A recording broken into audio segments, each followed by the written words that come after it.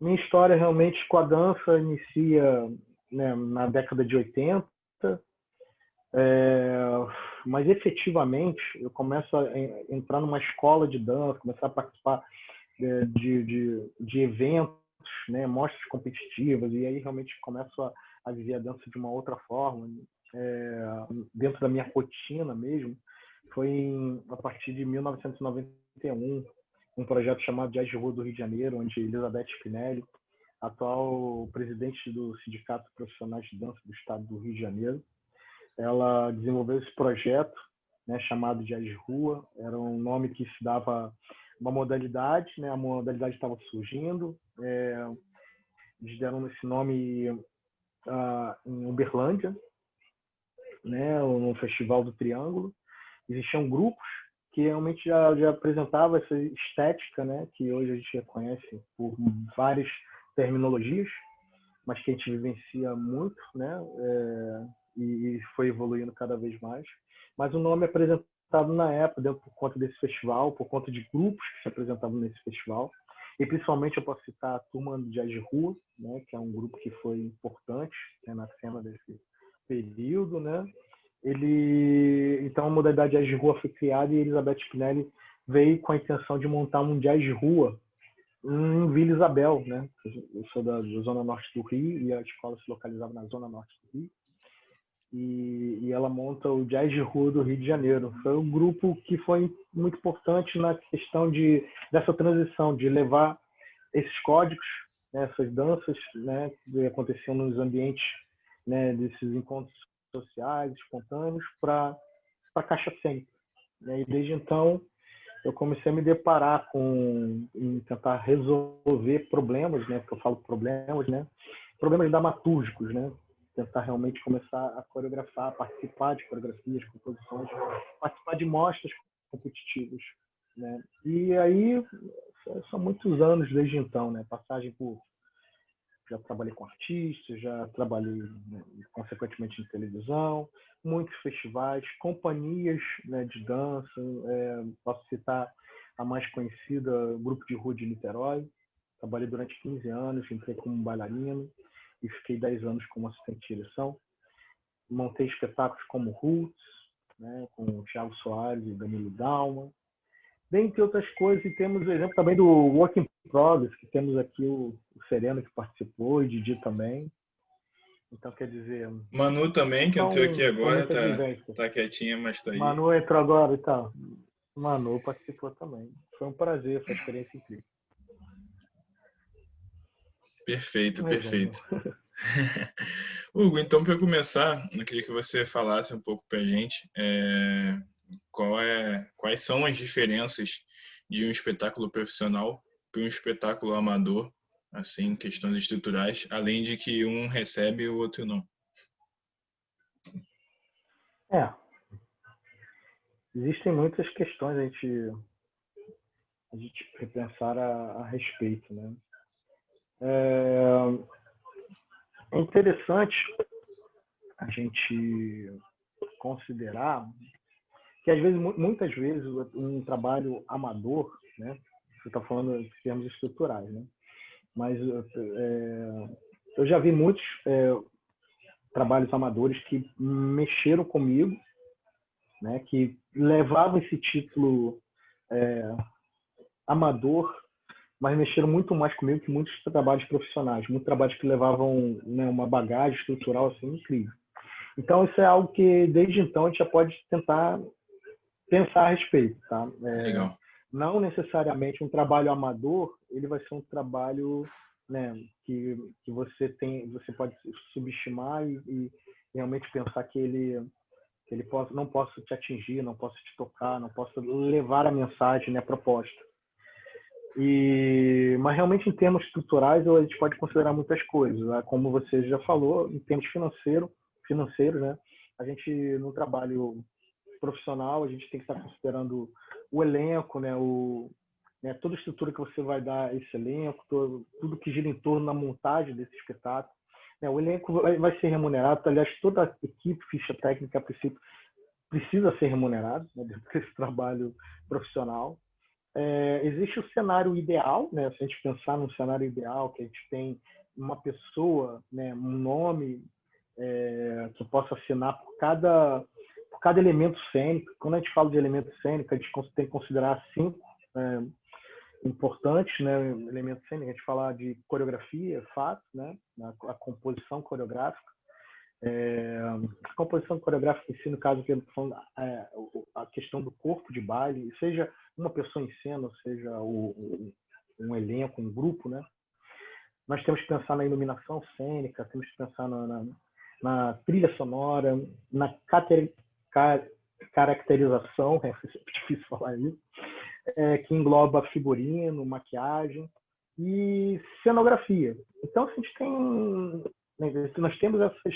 O Jomar Mesquita, um cara que eu fiz um curso uma vez sobre composição, ele fala as vozes, né? A gente considerando essas vozes, né, e tendo uma pessoa importante, que tem uma relevância, tem uma visão legal dentro de cada voz dessa, e uma direção que consiga amarrar isso, que consiga dar sentido, amarrar essas linguagens dentro da proposta dramatúrgica, faz toda a diferença. A gente tem uma verba e poder, né, selecionar um elenco para poder amarrar isso. Fora a parte coreográfica mesmo, né, que realmente também a gente contratar, ter um elenco de intérpretes que são, né, capacitados para poder fazer isso. E você, com verba, você tem como realmente fazer uma seleção mais adequada dentro do perfil, né? E aí cada um, né, identifica, traça o caminho ideal para poder desenhar esse elenco, né? Obviamente, tendo na parte, né, a parte também de produção, tendo um produtor que consiga fazer todos esses trâmites burocráticos, né? O ideal é que o artista, né, a direção, o coreógrafo, ele consiga ter um olhar focado na produção artística. E muitas das vezes, no trabalho amador, nós que estamos à frente do projeto, a gente tem que se preocupar com tudo. Metade do tempo a gente tem que ser produção, e metade do tempo a gente tem que ser artista. E isso realmente distancia cada vez mais o trabalho, né, que determina um trabalho profissional. Entende? Fica tipo aquele meme, né? Assim, minha equipe, produção, direção, a mesma imagem, coreografia. Todo mundo fazendo a mesma coisa, né? Só troca o chapéu. Que é importante. É importante também vivenciar diferentes momentos, ser o multifuncional. É muito bom, mas, de fato, na minha percepção, o ideal é que você tenha espaço, tempo para poder se dedicar a uma área profundamente para poder desempenhar o melhor papel. Sim, sim. É importante, né, quem está dirigindo, produzindo, ter o conhecimento de tudo, né, obviamente. Mas o trabalho, quando ele é dado na mão de especialistas, né, ele tem muito mais a ganhar, né? Com certeza, certamente. Eu posso dizer que no grupo de rua, onde eu tive, né, esses 15 anos, eu tive a felicidade de vivenciar muitas montagens passando por processos criativos e muita montagem de espetáculos, né? De você vivenciar montagem de espetáculos de diferentes teatros, diferentes espaços. Então, cada momento eu me dedicava. Hoje eu vou me dedicar mais à iluminação cênica, de ficar ali com o técnico, colado no técnico, pegar material, pendurar, cabear, tentar ver como é que faz o hackeamento, né? Que você pega o cabeamento, direciona para um aparelho chamado hacker, que vai direcionar lá para a mesa de som, mesa de luz, desculpa. E lá na mesa de luz você vai ter que identificar os canais, onde se localiza cada luz. Ou seja, você entender tudo isso, na hora de você estar participando de uma montagem e você está falando com o seu técnico, né, o cara é um parceiro ali, mas muitas das vezes não são. Muitas das vezes o cara não vai fazer corpo mole, vai fazer... Então, se você sabe até onde é possível ir, o que é possível fazer, você tem como cobrar. Você não pode a gente cobrar algo que realmente não sabe se é possível, se é acessível ou não, entendeu? Então, passar por essas diferentes vozes, tentar estudar, entender, eu vejo como algo muito importante para ter um trabalho rico, seja ele amador ou seja ele profissional. Certamente, isso é uma visão que eu não tinha, né? Até pouco tempo atrás, sobre espetáculo, assim, eu pensava, tipo, não, no trabalho, né? No que eu vou criar coreograficamente, mas todo todas essas vozes, né, como você colocou, que envolvem esse trabalho, é fundamental que a gente busque esses conhecimentos também, porque isso vai influenciar totalmente na dramaturgia da peça, né? Então, é fundamental. E aí, falando em dramaturgia, eu acho que todo mundo está sempre... muita gente, eu acredito, que entra na dança tem vontade de participar como intérprete bailarino desses espetáculos, né? E aí eu queria te perguntar, na sua visão, quais são os atributos necessários para um bailarino ou para uma bailarina que deseja ingressar nessa vida profissional aí de espetáculos de dança? Beleza. Eu tenho uma visão, assim, de forma resumida. Obviamente, dentro desses fatores que eu vou citar, existem muitas coisas, né, inseridas. Mas eu vejo o bailarino adequado para a gente poder desenvolver um bom trabalho. Ele precisa ter responsabilidade, disponibilidade e talento. E o talento é relativo. É bem relativo. Porque a gente pode considerar os fatores técnicos também, em relação, obviamente, ao bailarino. E aí, a técnica também, técnica satisfatória para esse trabalho. Porque se a gente está falando de uma peça que envolve estéticas relacionadas às danças urbanas ou danças vernaculares afro-americanas estadunidenses, mas eu vou falar mais falando sobre danças urbanas. Podemos considerar a gente, né, pessoas espetáculos que estejam interessados em outros tipos de técnicas. Na realidade, existem espetáculos que pensam em trabalhar com um corpo que não tenha vivência nenhuma em dança. Eu já vi espetáculos assim. Jerome Bell é um cara que trabalha muito, né, nesse formato, pegar pessoas que nunca dançaram. Na busca, né, muito se discute na dança contemporânea sobre o corpo neutro, né, o corpo disponível. Né? Não existe um corpo neutro, né? Todo corpo tem uma bagagem. O corpo é mídia, né? O corpo grava vivência, seja ela qual for. Então você nunca vai ter um corpo neutro. Você vai ter um corpo pouco abastecido dentro de um vocabulário, dentro de códigos, né, que se apresentam. Danças urbanas, seja qual dança a gente vai se referir, são códigos que a gente tem que abastecer. A gente tem que alfabetizar esse corpo. Então, o talento é muito relativo. Qual a vivência que a pessoa tem dentro desse corpo? Qual a vivência que esse corpo, né, foi abastecido? Então, às vezes, cabe muito mais o corpo disponível. O corpo está preparado para vivenciar diferentes vivências. Né? O corpo disponível, porque a mente é disponível. A mente está disposta, né? Se eu penso, não, eu quero vivenciar essa história, esse processo, nossa, o quanto a gente aprende. E às vezes esse cara, né, que é super disponível, pode atender muito mais o perfil do que uma pessoa extremamente técnica, especialista dentro de algumas áreas. Então é muito relativo. Responsabilidade, né? Não temos como fugir. Eu tô meio que já falei os 3 pontos, mas eu estou meio que falando dentro deles o que representa, né? Responsabilidade é meio um pouco óbvio, né? A gente falar sobre isso, né? É a pessoa que tem o compromisso, a pessoa que chega no horário, né? Que você vai poder contar com ela, saber que vai chover, vai cair temporal, óbvio, dentro de alguns parâmetros possíveis, né? Estamos num período de pandemia, por exemplo, né, a vida acima de tudo, né? Mas a pessoa que realmente não vai desistir por coisas que são fáceis contornar. A gente pode contar dentro de um período, se a gente vai fazer um processo criativo de 10 dias, work in progress, né? E a pessoa não pode participar de 3, isso é complicadíssimo. Como é que a gente pode contar? Né? Se a gente tem um processo de 4 meses, 6 meses, e a pessoa, né, participa 60% disso aí, é complicado.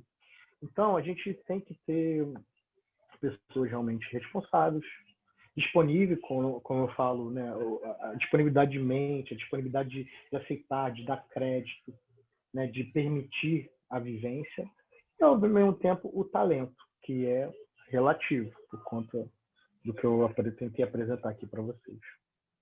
Beleza.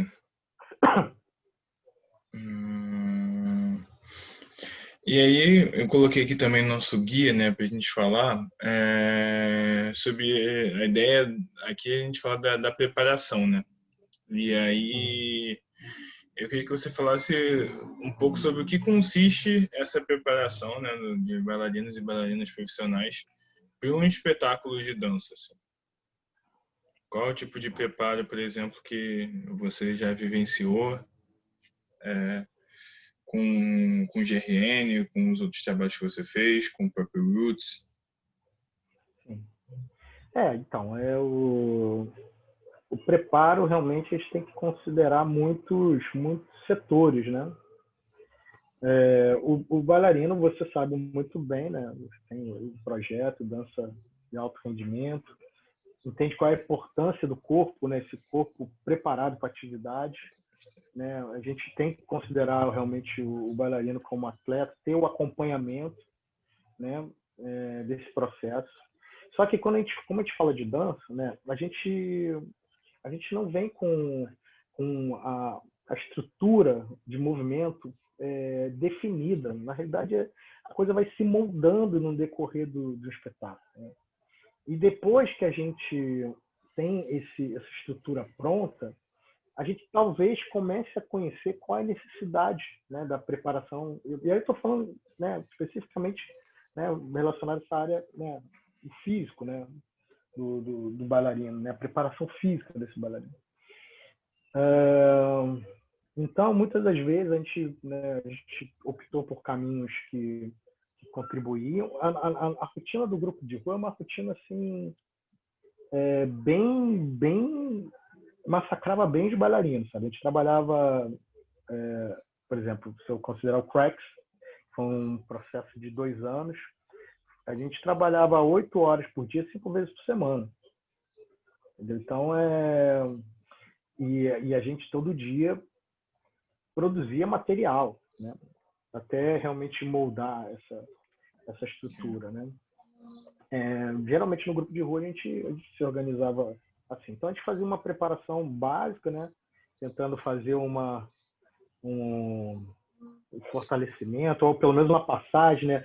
Para estar despertando ali a região do core e outras coisas, mas o exercício, a repetição das estruturas que eram levantadas era o que a gente mais praticava, não tinha jeito.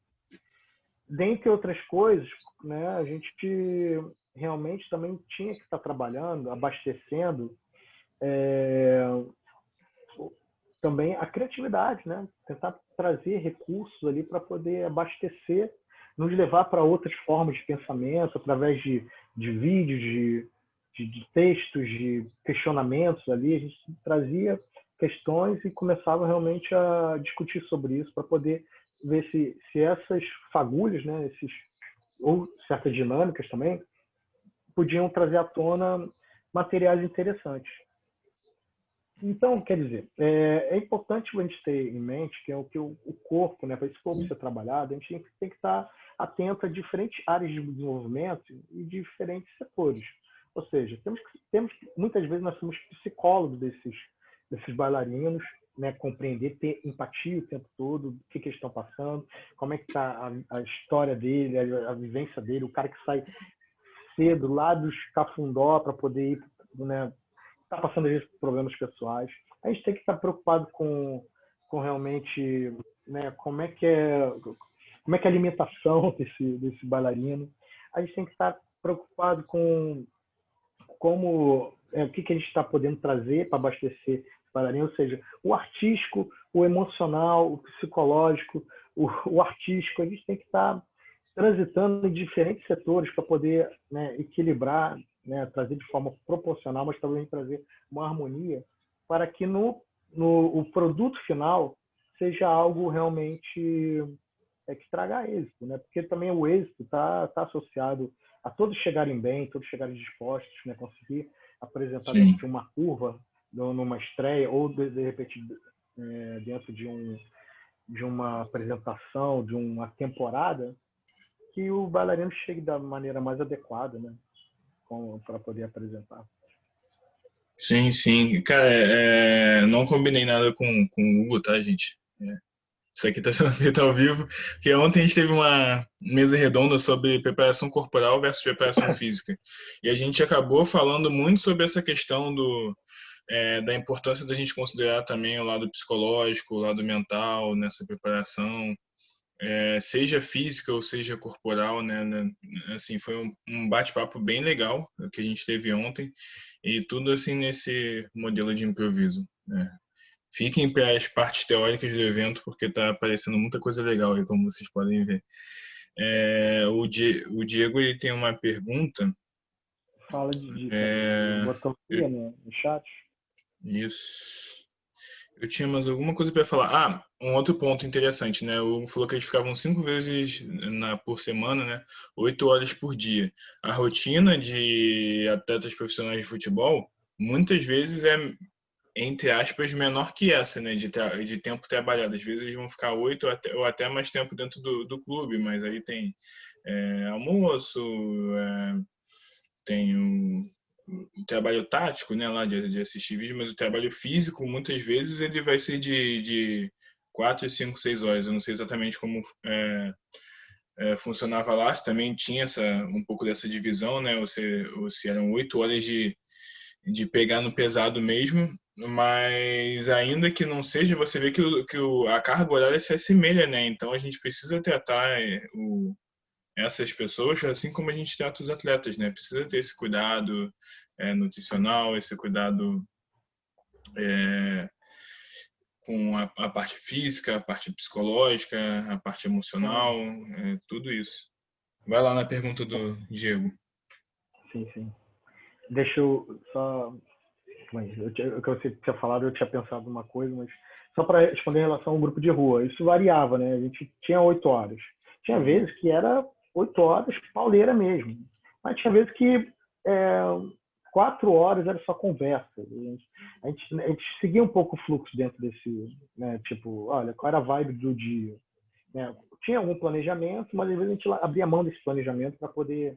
Né? Hoje está todo mundo quebrado, hoje está todo mundo não consegue se mover, fulano está com febre. Então a gente tinha que estar negociando o dia a dia. Né? Sim, sim. E, obviamente, dentro do nosso instinto, né?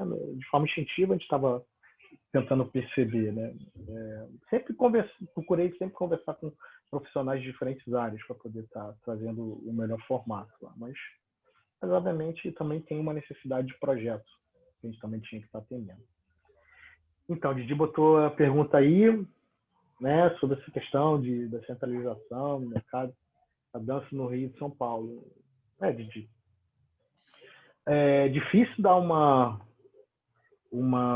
digamos assim, uma fórmula certa, né, para poder resolver a situação.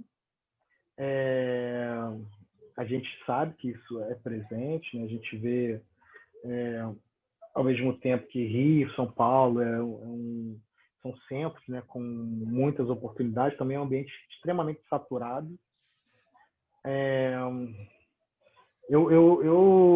Eu acredito realmente em cada ambiente tem a sua riqueza, cara. E eu me interesso inteiramente assim, de procurar saber. Eu estou aqui em Vitória, a gente teve o curso de capacitação ano passado, né, e a gente pediu para um dos grupos fazer um seminário, se não me engano foi o grupo até da Manu, fazer um seminário para a gente saber da história da dança desenvolvida no Espírito Santo.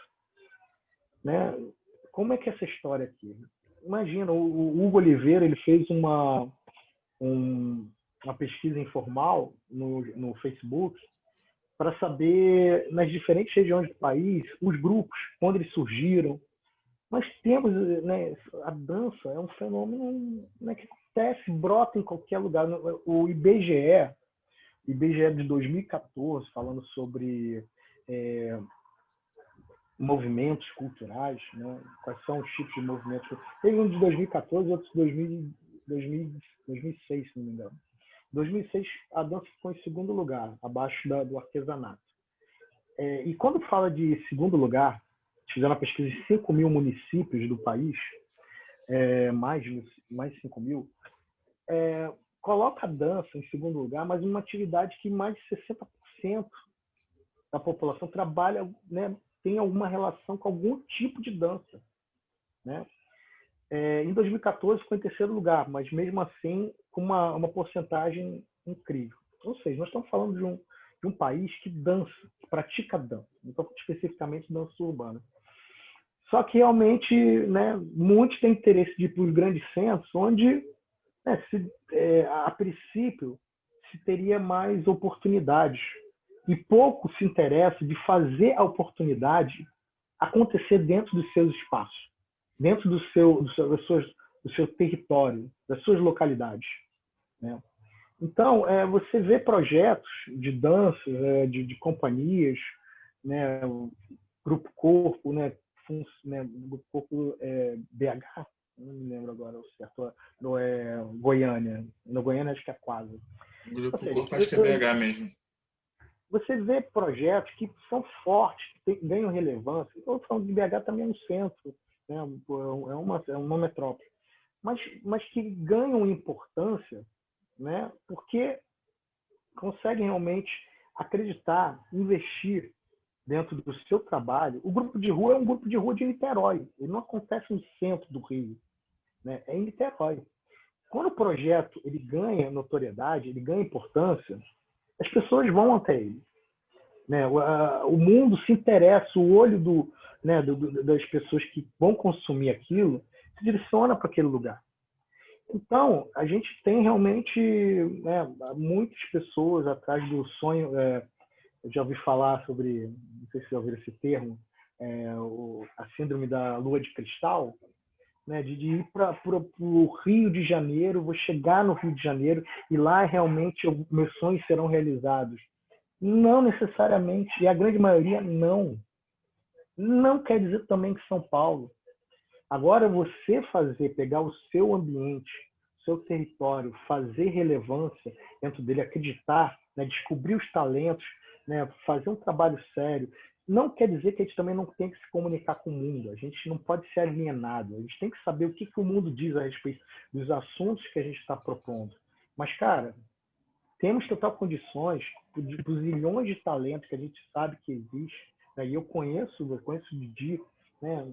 Pô, Florianópolis, é um cara que eu não iria conhecer por conta, se não fosse Work in Progress, uma talentosíssima, cabeça, né, maravilhosa para desenvolver.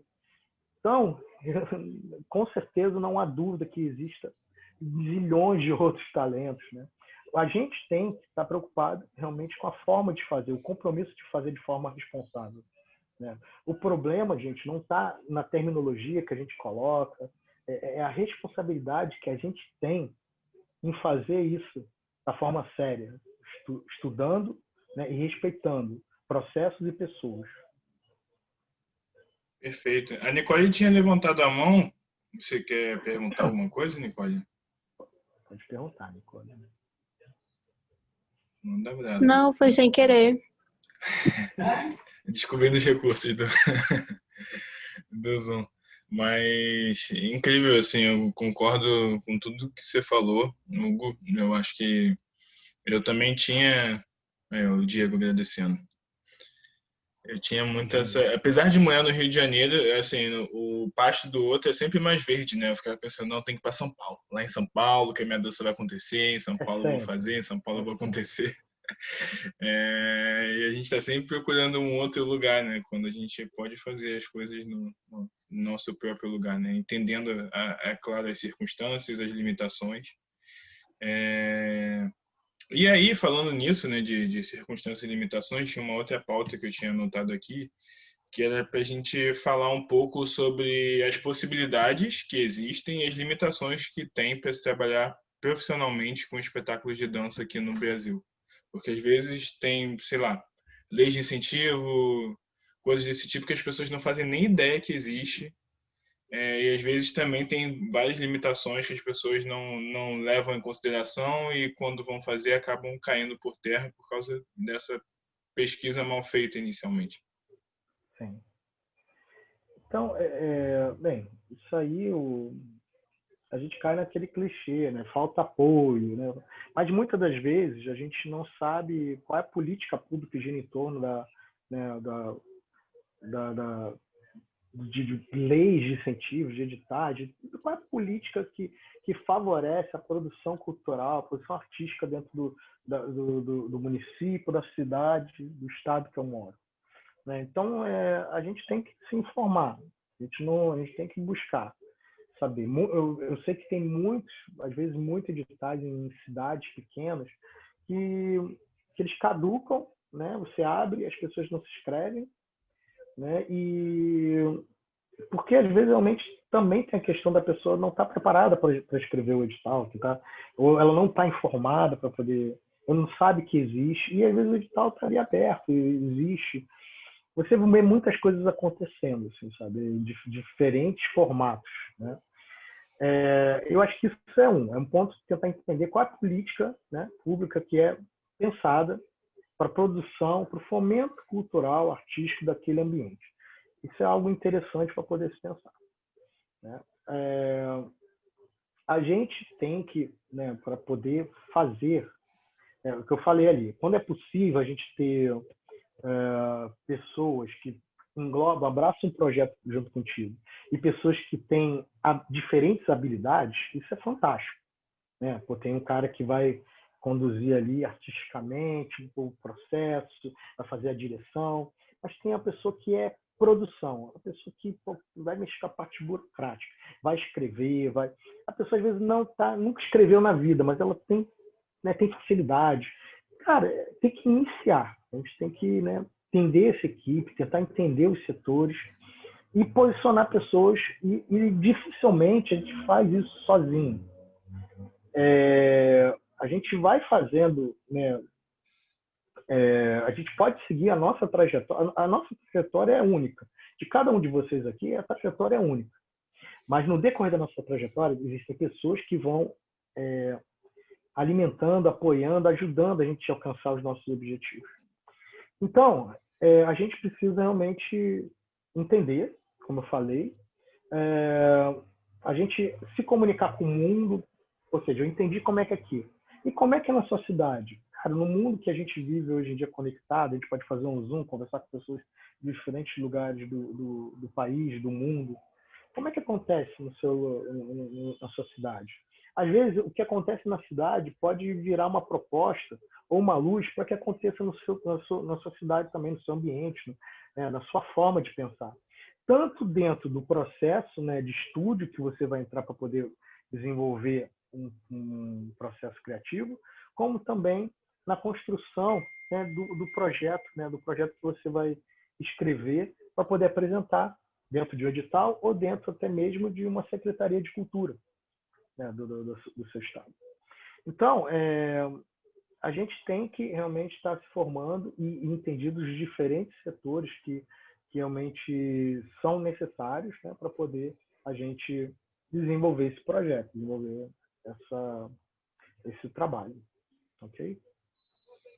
Beleza. Perfeito, Hugo. Galera, eu vou abrir agora para perguntas e tal. A gente está meio de 20 agora. Eu acho que a gente vai mais uns 20, 30 minutos, dependendo de como for. E aí depois eu já chamo o Tonton para a gente ir para a próxima aula. Então, aproveitem essa oportunidade. Acho que a gente já falou de vários pontos interessantes, mas a ideia é de todas essas partes teóricas, né, que a gente está expondo aqui, que a gente tem a troca, né? E vocês viram que a troca pode ser muito rica várias vezes, né, já nesse final de semana, então eu vou deixar vocês falarem um pouco. Alguém quer começar? Alguém se candidata? Pode perguntar, gente. Sem problema algum. É um bate-papo, uma conversa. Falar assim, no improviso, a gente sempre esquece pontos importantes, tá, gente? É sempre algo que a gente não consegue. Eu particularmente sinto que eu falei tudo, mas assim, cara, mas falta alguma coisa importante. Então, às vezes, a conversa de vocês, as dúvidas ou outros questionamentos ajudam a levar para esse caminho que possivelmente acaba ficando defasado, entendeu? A Nicole falou que a principal dúvida que ela tinha, você respondeu. A Manu falou que você podia citar algumas dificuldades que você passou com um grupo de dança. Pode ser em relação à questão financeira, da valorização do artista, etc. Quer saber dos perrengues? Dos perrengues. Gente, numa história aí de 30 anos, ou mais de 30 anos, muita coisa, muita coisa. Mas ao mesmo tempo, eu venho de uma época, né, que pô, você entender isso como profissão, entender dança como profissão, entender que tipo de dança que eu praticava, né, onde é que eu me encontrava, onde é que eu me encaixava, nossa, eu tive que, de certa maneira, permitir muita coisa mesmo, sabe? É claro que a gente sempre escuta no decorrer da nossa vida o que você faz, o que você faz para sobreviver, para ganhar dinheiro. Você fala, eu trabalho com dança. Aí a pessoa fala assim, não, mas beleza, mas dança dá dinheiro? Isso, né? Durante muito tempo, não deu dinheiro mesmo, não. Eu fazia pelo amor e me sujeitava a muitas coisas, né? Desde dançar num chão totalmente preparado, que me ralava, né, de você não aceitar cachê, de não aceitar cachê é ótimo, de não oferecer cachê, você não fazer mesmo assim, com as piores Não condições aceitar, né? possíveis, não aceitar. Eu não quero cachê hoje, não. Hoje eu não quero cachê.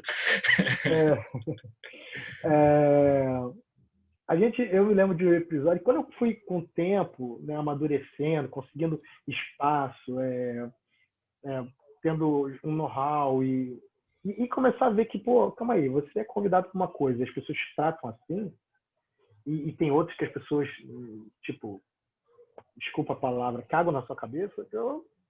Não, calma, eu quero começar dessa forma. É claro que até hoje, a gente faz coisas, né, de graça, depende muito do quê, depende do qual o propósito, o que se trata, entendeu? Mas você começa a ficar mais seletivo. Eu já passei, eu fui uma vez, levei meu grupo na época era Rio Hop, início da Rio Hop, que é um outro grupo que eu tive, né, no início dos anos 2000. Levei para uma apresentação de um videoclipe, né, fui convidado. Eu falei, mas quais são as condições? As condições, a gente vai dar almoço, mas não vai ter cachê. Era muita gente, e eu, na minha condição, que já fazia. Eu tinha apresentado em alguns lugares, fazia televisão na época, SNZ direto, então vivenciava um outro momento. Mas meus alunos, seria muito interessante para eles, né, participarem daquele momento ali. Né, cara, um clipe, não, eles vão se amarrar, então tô dentro, tô junto com eles. E aí eu falei, não, vai ter alimentação, né, tranquilo, só que tarará. Fomos para lá. Chegou na hora da janta lá, nós fomos subir para comer. Aí a produtora falou assim, não. Essa janta é para produção. Eu falei, mas nós somos da produção, nós somos bailarinos, vamos dançar aqui. Não, mas não tem janta aqui para vocês, não. Mas foi prometido janta para gente. Aí ela falou assim, não, mas não tem janta para vocês. Beleza, não tem janta, não tem balé. Gente, vamos embora todo mundo. Deixei eles lá sem balé, entendeu? Naquele exato momento. Então, quer dizer, se você não se posiciona, tem muitas situações mesmo, de fato, que vão, né, chegar e vão cagar na sua cabeça mesmo. Vão falar, não, é dessa forma, porque realmente olham pelo que a gente faz de uma forma assim muito desconsiderada mesmo, sabe? Isso aí, né, você é chamado para fazer uma dança ali, mas é só uma dancinha. Não, é o meu trabalho, né? A Cilda Beck, ela tem uma frase muito interessante, né? Não me peça para fazer de graça a única coisa que eu posso cobrar, entendeu? A dança é o que a gente pode cobrar. E, obviamente, a gente não está falando de dinheiro necessariamente, porque tudo é a conversa, é o tratado, né? O que antecede muito mais é a fala até antes do que realmente você assinar, né? A assinatura, o contrato é um recurso que o ser humano encontrou porque não adianta a palavra, mas a palavra que deveria valer, né? Antes de qualquer coisa. Então, foram muitas situações, eu fui caindo em consciência. A gente não tem que tratar também o que eu estou falando como algo sério, rígido, porque tem situações, mas a gente tem que ter o respeito, valorizar o que a gente dança, o que a gente dança, o que a gente faz. O que a gente faz, gente, poucas pessoas fazem, pouquíssimas vezes. E todo mundo admira o que a gente faz. Todo mundo nesse que tá, né, nesse mundo, todo mundo nesse mundo, sem querer ser redundante, já pensou em algum momento, já pensou em algum momento da vida, tipo, eu gostaria de dançar, eu gostaria de fazer aquele movimento. Como é que é aquele passo? Como é que você faz isso? Cara, todo mundo já desejou dançar, nem que seja um passinho, sequer um stepzinho sequer na vida, ok? De fato, cara, eu acho que a, a minha ficha caiu um pouco a respeito disso, vendo as febres dos últimos momentos, né? Com a praia do Fit Dance ou até do TikTok, onde as pessoas usam, é claro, movimentações mais acessíveis, né, para poder estimular que as pessoas dancem. Então, eu vi várias pessoas assim dos meus contatos que não tem envolvimento nenhum normal com a dança, fazendo challenge de dança e tudo mais. A dança ela é valorizada quanto, como eu posso dizer, a dança em si ela é valorizada, mas muitas vezes existe essa dissociação, não sei se por ser arte ou por ser uma coisa que tem a ver, às vezes, com talento, dom, sei lá, ela é dissociada da parte financeira, né? Tipo, é muito legal, mas se tiver que pagar, aí já não é tão É, legal assim. é. Tem um pouco Mas se a gente disso, né? começar a realmente encurtar certas possibilidades, não deixar tão acessível, né? A dança é acessível, ela é feita acessível, mas o nosso trabalho não deve ser. O trabalho não deve ser. A dança sim, a dança sim. Então a gente não pode deixar de forma ordinária, né? A dança. A gente tem que realmente sentir orgulho e mostrar respeito pelo que a gente desenvolve. Perfeito. Vigir. Alguém? Mais alguma pergunta? Mais alguma colocação? Pode só falar também, gente. Não precisa ser uma pergunta. Pode ser uma conversa aí, a gente vai. Oi, que boa.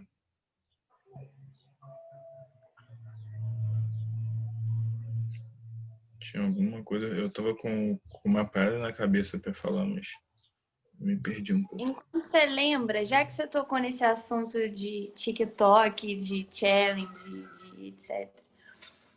Eu queria saber a opinião de vocês sobre isso em relação. Porque esses dias eu vi alguém colocar se isso era uma desvalorização da dança.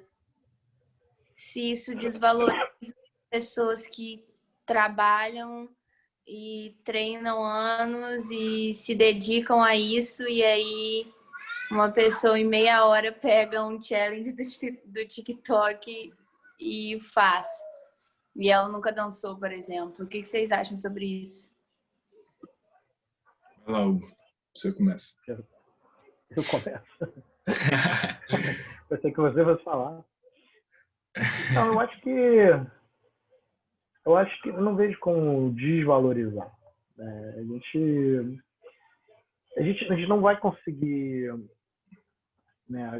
Na realidade, a dança como um todo, a gente não consegue represar, né, a dança. A dança é um fenômeno do homem, né? Da natureza. Não tem comprovação científica que a dança é nata no homem, né? Se é um fenômeno cultural, né, ou um fenômeno genético. Mas muitos acreditam que é da nossa natureza mesmo. Então, quer dizer, a dança ela se constrói desde a pré-histórica, ela vem assim, em diferentes plataformas. Né? Diferentes plataformas são apresentadas para a dança se desenvolver. O teatro é uma delas.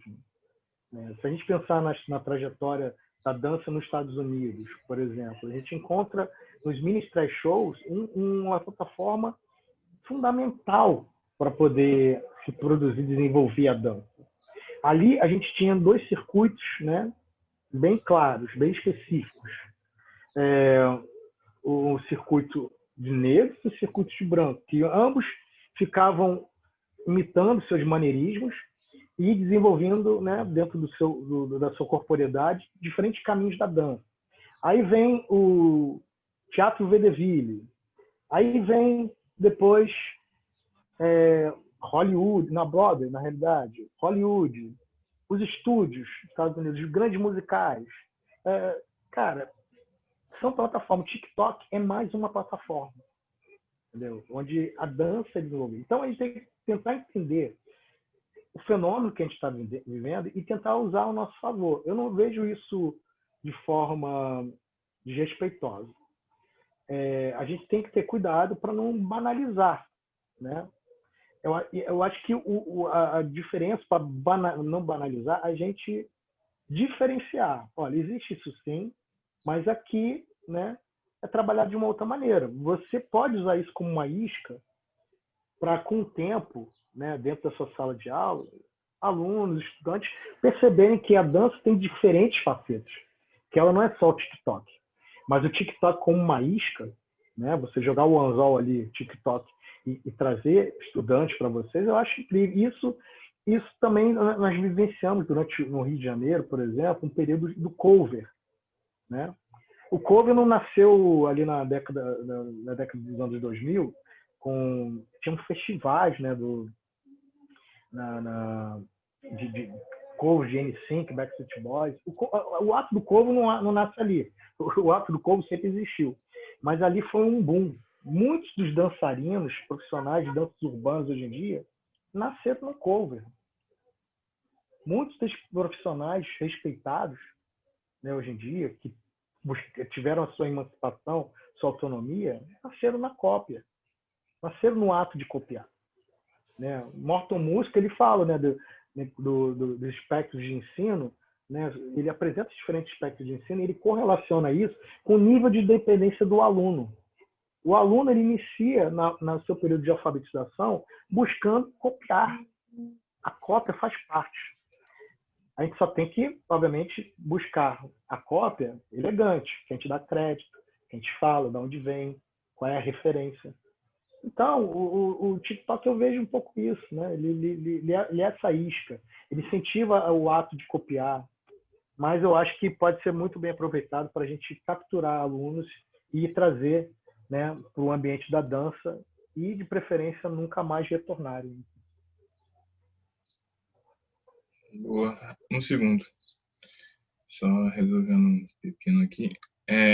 Cara, eu concordo com isso. Eu acho que toda ferramenta é válida dependendo da forma que ela for utilizada. Assim. Eu era uma pessoa que eu tinha muita resistência a todos os modismos, assim. Eu fui quebrado assim na marra mesmo. O pessoal, não, você tem que fazer, tem que postar, tem que estar pelo menos entendendo o que está acontecendo. Inclusive na divulgação desse evento vocês viram que teve vários reels, né? Lá deu fazendo umas gracinhas para poder fazer o jabá do evento. E isso, a chefe da produção aqui do evento, ela me encheu muito o saco para fazer. Eu fiquei assim, cara, eu não gravo TikTok, cara, tô machucado ainda, não dá para fazer essas coisas. Eu falei assim, não, mas faz com o braço, faz qualquer coisa, você tem tanto recurso aí. Eu falei assim, já, então vamos fazer umas paradas. E foi uma coisa que realmente, assim, fez com que muita gente visse também. E eu acho que todas essas coisas elas são úteis desde que você agregue o conhecimento a elas, assim, mostre que use como o Hugo falou, né, use como isca para que mais pessoas tenham acesso ao que você faz, e a partir daí você vai fazendo o processo de passar o conhecimento do que é o seu trabalho de verdade, assim.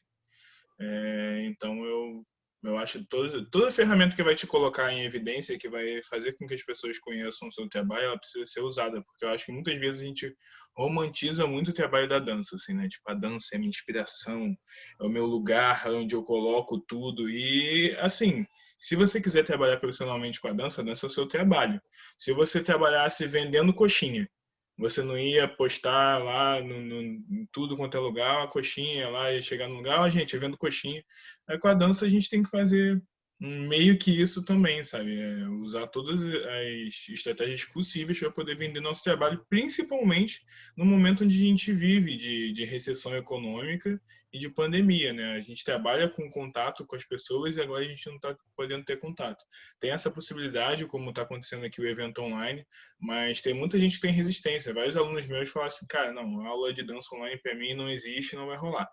E teve muita gente que não veio, mas teve muita gente que também foi quebrada nesse sentido, né? Foi entendendo que, pô, não, na ausência da possibilidade do presencial, online é interessante sim também. Dá pra gente aprender como vocês estão aprendendo aqui no evento, né? Então eu penso assim, acho que tudo é válido dependendo da forma que for usado. Então, consegue me ouvir? Sim, escuto. Posso falar rapidinho? Pode. Eu não sei se a Poliana tá aí ainda, né? Mas acho que assim como ela também sou do balé clássico, eu não, bom, sou novo, né? Tenho 29 anos, mas acompanhando pela história dos outros e das pessoas na dança, o que a dança era muito comum, né? Todas as meninas faziam aula de dança nos anos 80, nos anos 90, e aí isso foi caindo, e parece a sensação que eu tenho, né? Não é estudo, é uma sensação, é que a dança perdeu valorização. Isso que foi falado, eu esqueci o nome, tá como Aulas e Débora. Como aulas de Débora. Deixa eu mudar aqui. Como ela é desvalorizada e valorizada, mas assim, ela é reconhecida, ela tá no corpo de todo mundo, mas ela não é reconhecida como trabalho, né? Isso tudo foi falado, né? E aí, acho que eu achei legal ver isso com as redes sociais, principalmente com o TikTok e o Challenge, como que isso volta a acontecer, tipo, aparece, acho que estourar em todos os lugares, as pessoas que não têm técnica, experimentarem a dança e fazerem passos e tudo mais. Eu acho que acaba valorizando um pouquinho também, não sei se eu posso chamar de dança show, que acho que o que circula como pagamento, que tem mais áreas de cachê, porque várias companhias caíram, várias companhias fecharam, setoriza um pouco, mas ainda assim eu acho que é legal, porque puxa por um lado, assim, acho que é um braço que volta a dar uma fomentada, porque acho que mais pela percepção das pessoas em valorizar a coisa, no fazer e no pagar, né, no seu trabalho. Achei legal que o Hugo falou disso, né, de reconhecer isso como trabalho prático, enfim, essas coisas. E aí eu estou sempre tentando promover pelas redes como para trazer essa valorização de trabalho e profissão, né, que é a nossa carreira, né. Não é favor nem nada assim. Então acho que é legal que deu uma massificada, que estourou, e pelo menos por um caminho tem questões, como todo mundo falou, mas pelo menos ele dá uma levantada assim, né? Na moral, de novo. Sim. O Diego tem uma pergunta, Hugo. O Diego tá levantando. Ele perguntou aí, ele gostaria de algumas histórias, né? Poderia falar sobre o aprendizado. Eu usei até o exemplo aqui do Forsyth, aqui, da história que vocês... O grupo de rua, ele me deu a oportunidade de conhecer tantos lugares, eventos incríveis e personalidades da dança que eu, nem imaginava encontrar mesmo de fato, cara. Assim, Forsyth é uma delas. Forsyth eu já encontrei algumas vezes com Forsyth, não foi só dizer assim, na minha estreia como assistente de direção, né, no trabalho do H3 em 2008. A gente estreou no festival Kisten des Arts na Bélgica. Forsyth foi lá assistir, a gente tinha uma atenção que a gente estava estreando. E, na verdade, não era só Forsyth, né? Tinha a Ana Therese de Cashmaker, né, na primeira fileira ali. E ele fala, né, ele adorou o trabalho. E o trabalho ali, cara, confesso, assim, eu estava bizonho, né? Mas eles enxergaram coisas interessantes ali, mas o que o trabalho, o H3, né, virou, depois de um tempo, de um amadurecimento ali, nossa, era o pior momento para qualquer um ver, mas aí o Forsyth estava ali. E ele falou pra gente ali no grupo de rua que ele considerava que a gente fazia era o futuro da dança. Óbvio, pra gente, na primeira instância, escutar aquilo ali, o futuro da dança, cara, o Forsyth falou que a gente é o futuro da dança. Hoje, talvez mais maduro, eu entendo o que ele queria dizer com aquilo, né? Ali foi um momento de deslumbrar escutando aquilo. Acho que ele queria dizer sobre essa questão da gente apresentar outros tipos de caminhos, né? A partir de outras técnicas, de outras corporeidades. Talvez defendendo essa ideia do corpo neutro, né? Que na realidade acho o adequado, até Petícia Carvalho, ela tem um canal Dança Linda Técnica, ela fala até sobre isso. Ela fala sobre o corpo disponível. Para mim é muito mais interessante pensar dessa maneira também. O corpo disponível, o corpo que se permite abastecer por muitas coisas. Né? A dança contemporânea não é uma técnica específica, é a forma de se fazer dança. Geralmente é o processo que você se permite fazer de maneira múltipla, não de uma forma, né, unilateral, né? De uma forma plural. Então, eu gosto muito de entrar em processos realmente que não necessariamente você sabe para onde vai, sabe? Mas que você descubra no decorrer ali. O Bruno Beltrão tem essa frase legal que uma vez a gente conversando, ele falou para mim: eu gosto de entrar em processo no qual eu aprendo com todo mundo, sabe? Para mim faz muito sentido isso. Então, acho que o Forsyth, ele, naquele momento, ele queria dizer isso, acredito eu, sabe? Um cara que também vem de outros lugares, né? Pega, né, o balé, né, as técnicas do balé, questiona aquilo, desfigura, né, de uma forma assim absurda. Os trabalhos de Forsyth são incríveis, a conectividade presente nos trabalhos de Forsyth, cara, é um mestre, é muita coisa, assim, é sempre um aprendizado. Mas foi um momento absurdo. O outro momento assim incrível foi um festival que a gente foi em Essen, Alemanha. Na verdade, nós fomos anterior a esse festival, ou era o festival ligado, se não me engano, ao Pine Festival, que é da Pina Bausch, era da Pina Bausch. Tipo, a gente foi para o festival, conhecemos Pina Bausch, né? Pina Bausch escreveu uma carta de punho, ela escrevia uma carta a punho para todos os participantes, né? Eu tenho essa carta até hoje aqui, né? Ela escreveu para todo mundo do grupo, né? A carta a punho. E um amor de pessoa, uma pessoa incrível, um mito. Eu estava vendo um mito ali do meu lado. E aí a gente foi para outro o festival que era correlacionado a esse festival dela. E aí eu encontro Mikhail Baryshnikov. Então no mesmo festival era Mikhail Baryshnikov e Pina Bausch ali presente, os dois. E Mikhail Baryshnikov foi ver o nosso ensaio. Ele fotografa também, tirou várias fotos do nosso ensaio. Eu liderando o ensaio ali, daquele frisson, falei assim, cara, o Forsyth tá ali,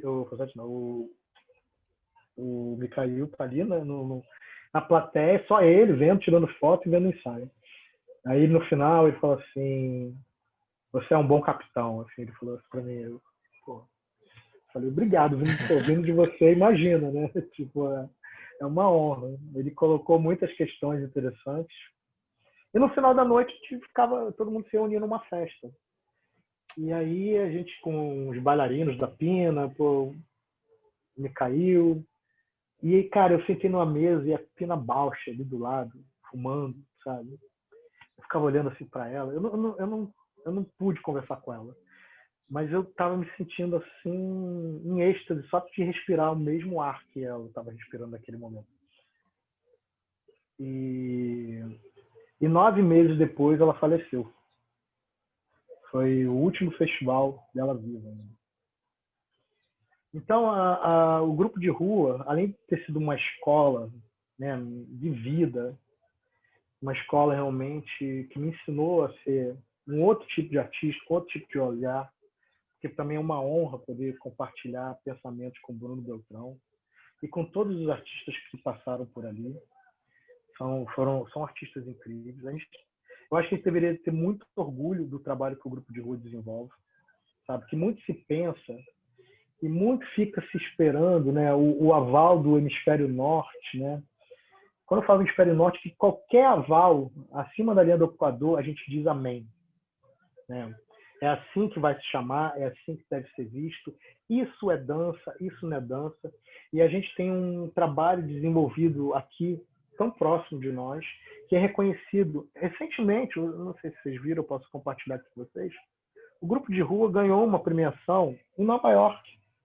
Se apresentou no BAM, no Brooklyn Academy Music. O grupo apresentou ano passado, fez uma turnê nos Estados Unidos e passou por Nova York. E mais pela segunda vez, porque o H3 ganhou também, o Inoan ganhou segunda vez uma premiação.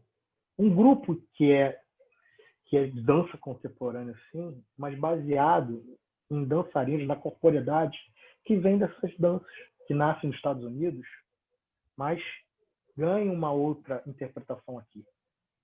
E o Grupo de Rua apresenta essa interpretação. Então, meu discurso não é de desrespeito ao que, né, às origens, de forma alguma. Respeito total, amo essas danças. Mas eu falo de autonomia. A gente vive a síndrome do cachorro vira-lata o tempo todo, sabe? Quando o Didi fala de descentralização, isso também, em relação ao centro, né, esse eixo Rio-São Paulo, também acontece em relação aos outros municípios. A gente não pode desautorizar, a gente não pode gerar desrespeito em relação a esses lugares, a história deles, mas a gente precisa ter autonomia de decisões, desde que o trabalho seja sério, né, responsável, em cima de estudo, em cima de dedicação, acima de tudo. Beleza?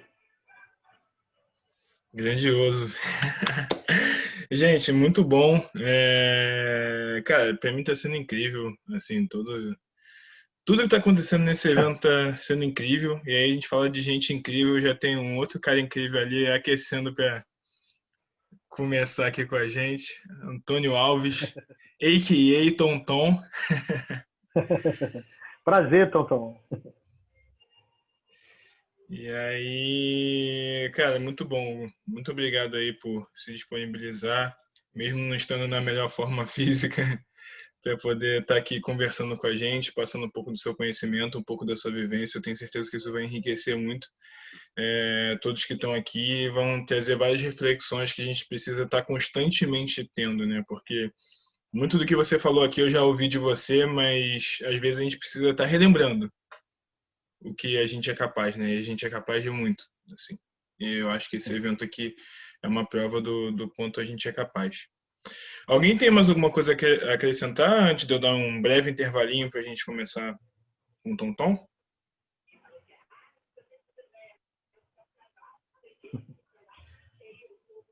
Eu acho que agora a gente fechou.